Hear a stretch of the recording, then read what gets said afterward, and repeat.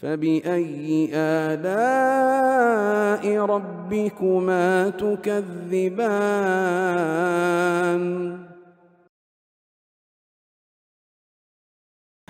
Berikutnya kejadian yang keberapa sekarang?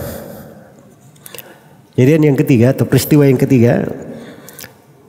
Kata beliau, wadaumatul khandal, wadaumatul jandali kila. Ya, di sini terkait dengan perang Daumatul Jandal. Daumatul Jandal ini sebuah tempat ya, sampai hari ini masih dikenal dengan nama Daumatul Jandal. Berada dekat Jauf. Ya, berada dekat Jauf. Dan ini pada bulan Rabiul Awal di tahun kelima. Dan ini sebelum perang Bani Mustaliq. Ya. Sebelum perang sebelum perang ke Bani Mustaliq. Jadi datangi oleh Nabi sallallahu alaihi wasallam. Iya. Dan beliau juga di Daumatul Al-Jandal ini itu ada sekelompok dari orang-orang kafir yang mereka ini ingin atau menampilkan hal yang tidak baik terhadap Rasulullah sallallahu alaihi wasallam. Maka Nabi datangi pasar mereka di Daumatul Jandal itu. Begitu mereka dengar kedatangan Nabi, maka mereka pun kocar-kacir. Iya. Jadi Nabi datang ke situ dan tidak menjumpai siapapun. Dan Nabi tinggal beberapa hari di sana dan tidak terjadi peperangan. Itu yang disebut dengan Daumatul Al-Jandal. Berikutnya peristiwa yang keberapa sekarang? Peristiwa yang keempat. Kata beliau wahasal aqdu ibnatil harithi ba'du wattasal. Kemudian terjadi setelah itu pernikahan beliau sallallahu alaihi wasallam dengan istri beliau Juwairiyah bintil Harith. Ya, jadi kisah Juwairiyah bintil Harith ini akan akan dibahas setelah perang Bani Mustaliq. Kenapa? Sebab Juwairiyah bintul Harith itu salah satu tawanan yang ditawan oleh Rasulullah dari Bani Al-Mustaliq. Dari Bani Al-Mustaliq. Dan namanya tawanan perang itu ada pembagiannya, ada skema pembagiannya di dalam hukum jihad. Dan Juwairiyah waktu itu masuk di dalam pembagian Thabit bin Qais radhiyallahu anhu. Karena Juwairiyah ini adalah seorang wanita terpandang di tengah kaumnya, maka dia minta supaya diberi mukatabah. Diberi mukatabah artinya dia ingin menebus dirinya.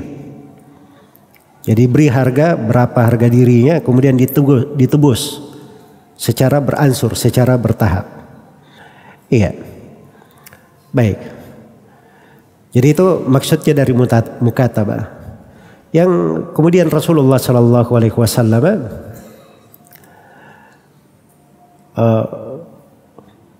menunaikan mukatabahnya, lalu Nabi membebaskan Juwairiyah.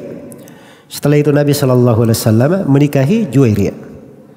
Menikahi Juwairiyah. Iya. Dan begitu Nabi sallallahu alaihi wasallam menikahi Juwairiyah, maka para sahabat Nabi sallallahu alaihi wasallam akhirnya membebaskan semua perempuan yang ditawan dari Bani Mustaliq. Mereka berkata, wah ini ipar-ipar Nabi sallallahu alaihi wasallam, karena beliau nikahi Juwairiyah berarti artinya keluarga itu, kabilah itu sudah menjadi iparnya siapa? Nabi Muhammad. Maka para sahabat pun membebaskannya. Dan itu disebut ada 100 rumah yang membebaskan dari Bani Mustaliq karena memuliakan Rasulullah sallallahu alaihi wasallam. Iya. Maka jadilah Juwairiyah orang yang paling banyak berkahnya untuk kaumnya. Ya, karena sebab beliau banyak dari kaumnya itu dimerdekakan. Dan itu dihukum perbudakan ya, ketika mereka masuk di lingkup umat Islam, mereka tadinya kafir, berubah menjadi orang-orang yang mengenal Islam, hidup di tengah para sahabat. Itu kebaikan. Nah, itu dari hikmahnya. Dan lihat ya, bagaimana Juwairiyah itu dibebaskan oleh Nabi, kemudian dinikahi. Dan bagaimana para sahabat mereka membebaskan budak-budak yang mereka tawan dari mana? Dari Bani Mustalik. Jadi perbudakan itu adalah sebuah hikmah, sebuah syariat yang indah dan suatu hal yang sangat indah di tengah para sahabat Rasulullah Sallallahu Alaihi Wasallam. Jadi itu harus dipahami. Ya, setelah itu kejadian yang terakhir dan ini yang kelima adalah beliau melakukan akad terhadap Raihana. Kata beliau, wa akdu Raihanata fidil khamisah. Juga akad nikah dengan Raihana dilangsungkan pada tahun kelima. Pada tahun kelima. Iya. Baik. Jadi Raihana ini terjadi silam pendapat ya di tengah para ulama. Atau sebelum kita ke Raihana, Juwairiyah tadi itu dari istri-istri Nabi dikenal banyak zikir, banyak puasa, banyak ibadah. Ya, sampai antum kan tahu hadits itu ya, yang Nabi meninggalkan Juwairiyah dalam keadaan dia masih berzikir di tempat sholatnya sampai matahari terbit. Nabi balik lagi, dia masih di tempat sholatnya berzikir dan membaca Al-Quran. Itu dari ibadahnya. Sampai Nabi berkata kepadanya, saya di hari ini ucapkan 4 kalimat 3 kali. Iya, andai kata ditimbang dengan apa yang kamu baca di hari ini, 4 kalimat ini lebih berat nilainya.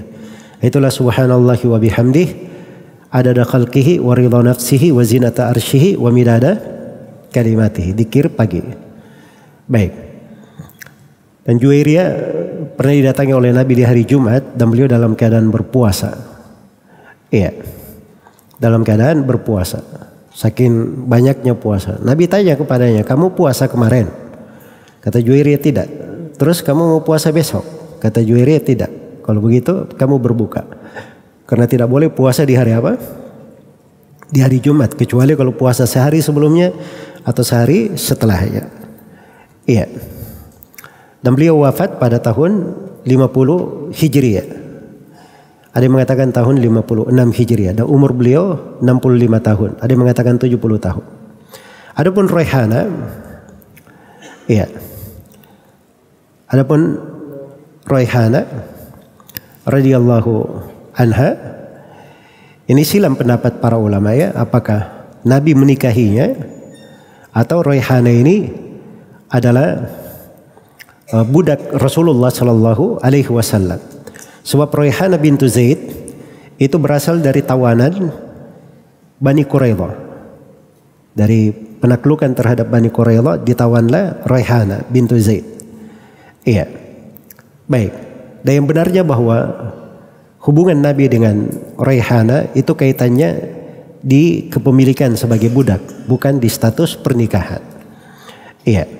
Dan ini pendapat yang paling kuat yang dipilih oleh Ibnul Qayyim dan Ibnu Katsir rahimahullahu taala. Baik, jadi Raihana ini beliau Raihana bintu Zaid bin Amr. Ya, dari perempuan Bani Quraidah. Dari perempuan Bani Quraidah. Nabi sallallahu alaihi wasallam menawan beliau. Ya, kemudian hubungannya seperti yang disebutkan tadi oleh para ulama dikatakan sebagai hubungan di perbudakan, bukan pernikahan. Baik. Dan di sini semuanya tahu ya bahwa di hubungan pernikahan dihalalkan itu dua. Di pernikahan dan di kepemilikan sebagai budak. Itu dua hal yang dihalalkan. Walladzina hum li furujihim hafizun illa ala azwajihim aw ma malakat aymanuhum fa innahum ghairu malumin faman ibtagha wara'a dzalik fa ulaika humul adun. Baik.